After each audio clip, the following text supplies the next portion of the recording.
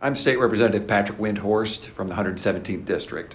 I currently serve as a House Republican floor leader and am the minority spokesperson for the Criminal Law Judiciary Committee and the Gun Violence Prevention Committee. Since I first took office in 2019, I've worked diligently alongside my fellow Republicans in the House to protect Second Amendment rights for law-abiding citizens.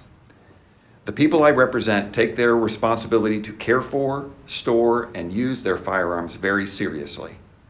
Sadly, that fact is often ignored as a supermajority in both chambers of this General Assembly have time and again passed legislation that erodes the constitutional right to bear arms.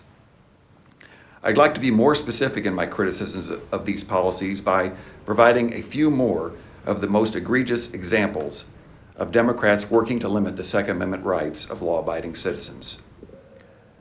First, Illinois' FOID card system imposes a state-level barrier to firearm ownership, which turns what would be a federally guaranteed constitutional right into merely a privilege paid for by gun owners and regulated by our state. In previous General Assemblies, I have sponsored legislation that would eliminate the FOID card and restore gun ownership as a guaranteed right under the Constitution. Second, Illinois' ban on semi-automatic weapons outlawed the use and possession of multiple weapons that are in common use by law-abiding citizens. The Supreme Court's 2008 Heller decision held weapons in common use are protected by the Second Amendment. This law hurts the ability of law-abiding citizens to protect themselves. Third, I believe that Illinois' law runs afoul of the U.S. Supreme Court Bruin decision from 2022, which held that gun regulations must align with the country's historical tradition of firearm regulation. Illinois' laws, such as the ban on assault weapons and high-capacity magazines, likely fail this test. Fourth, and finally, I am concerned that despite many early federal rulings and injunctions against several Illinois gun laws, members from the Democratic side of the aisle continue to push further restrictions on gun ownership. These restrictions hurt only our law-abiding citizens.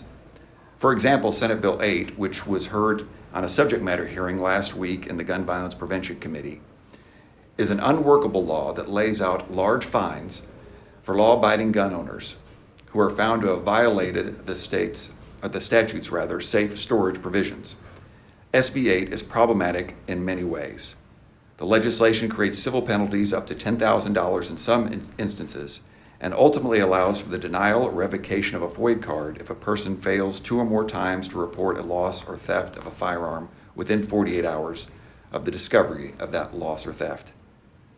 Laws that go beyond the federal firearm restrictions make for a confusing patchwork of laws that stand in direct conflict with the U.S. Constitution.